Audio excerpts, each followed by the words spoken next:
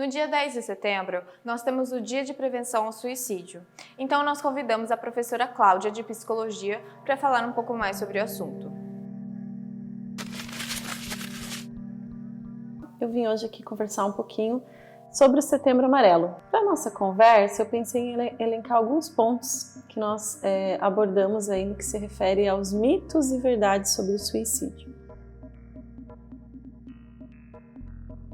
Esse é um mito, já que nós sabemos, temos dados aí que demonstram que na maioria das vezes as pessoas que cometem o suicídio, elas já haviam sinalizado isso de alguma forma, seja de forma clara ou dando algumas indicações para a família, para amigos e para os próprios profissionais da saúde. Então há um pouco aí dessa ideia errônea de que a pessoa vai verbalizar literalmente que ela vai se matar, que ela vai cometer o suicídio. Na verdade, ela dá indicações por falas que remetem então a uma desesperança da vida e um entendimento de que se ela morresse, os problemas estariam resolvidos.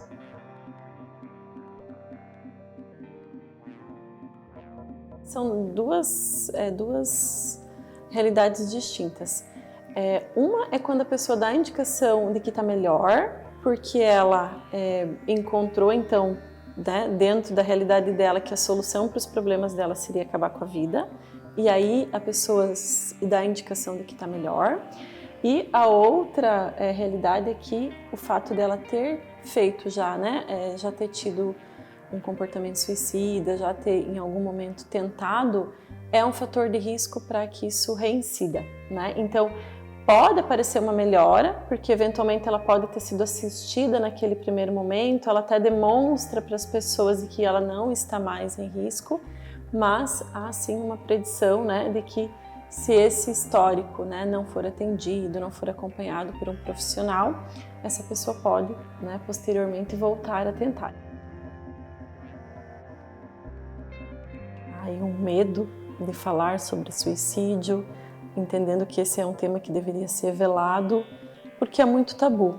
E, na verdade, o que os dados mostram é que quanto mais nós falarmos sobre isso, mais as pessoas que estão com uma ideação suicida, elas vão se sentir acolhidas e elas vão ter espaço para falar sobre. A primeira coisa que nós temos que pensar quando alguém vem e compartilha algo relacionado aí a uma desesperança, a uma falta de desejo de viver, é acolher, sem julgamento, né? Porque muitas vezes as pessoas não querem falar sobre isso porque elas têm receio de serem julgadas, de atribuírem a elas uma noção de fraqueza, que elas não estão sabendo lidar com as dificuldades da vida. Quando a pessoa percebe que aquilo que ela compartilha é ouvido, é acolhido e não há o julgamento, ela já vai se sentindo melhor pelo fato dela ter alguém com quem compartilhar. Um outro mito, né? Na verdade, nós temos sim uma maior incidência, especialmente pessoas com depressão, né, em estados mais graves de depressão, são pessoas que estão em situação de maior risco, mas não só, né? Pessoas que estão vivendo diferentes situações da vida podem sim vivenciar aí uma ideação suicida, eventualmente um plano concreto já, e não necessariamente são pessoas que têm algum transtorno mental. Não, o que ela deseja é parar de sofrer. Então, quando a pessoa, né, passa aí a planejar, a ter essa ideação suicida, às vezes a pessoa ela não encontra um sentido para a vida, um significado, e, portanto, frente a um sofrimento, ela não encontra outra alternativa para cessar o sofrimento, senão acabar com a sua própria vida. Outro mito, né? Então, normalmente essa pessoa já vinha pensando por um bom tempo. Nós temos dados no Brasil especificamente que para cada 100 habitantes, mais ou menos 17 pessoas em algum momento na vida já pensaram em cometer o suicídio. Mas desses 17 que efetivamente tentam, seria apenas uma pessoa.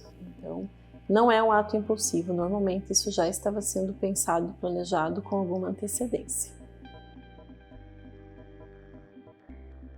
muitas vezes essas pessoas acabam se sentindo culpadas por não terem de repente prestado atenção no que a outra pessoa disse, culpadas por não terem evitado, né? E na verdade não há como evitar, né? Nesse sentido das pessoas que fazem parte aí do convívio. O suicídio, ele é multifatorial, né? Aquilo que leva a pessoa a planejar e efetivamente, né, a cometer esse ato suicida, ele não é algo pontual. Então não foi por conta de uma briga, né? Às vezes aquilo pode estar dentro de um contexto muito maior de sofrimento e aquele contexto todo é que leva a pessoa a essa ação. Essas pessoas que convivem, né, também são pessoas que precisam ser acolhidas, que também precisam ter aí todo esse apoio, né, inclusive para conseguir ressignificar esse processo que foi a perda de alguém e também tirar, né, esse peso da culpa que por vezes acompanha a família e demais pessoas que eram próximas. Uma outra questão que às vezes dificulta é que a própria pessoa ela tem dificuldade para reconhecer que ela está numa situação de risco, de que ela está numa situação de sofrimento e que eventualmente isso pode resultar aí numa ideação suicida, né? E isso está muito atrelado ao nosso próprio contexto, nosso contexto cultural, em que as pessoas precisam dar conta de muitas atividades, muitas tarefas, e muitas vezes não há esse tempo de olhar um pouquinho para si, né? De reconhecer o que está sentindo, se aquilo que a pessoa faz sentido para ela, se tem um significado para a vida. Então, muitas vezes as pessoas demoram, né, para de fato perceber e compartilhar que ela não está bem. Se você ou alguém que você conhece sente que precisa de ajuda, o Centro de Valorização da Vida disponibiliza um chat para conversa em algumas horas do dia e também pelo número 188 atende ligações 24 horas por dia.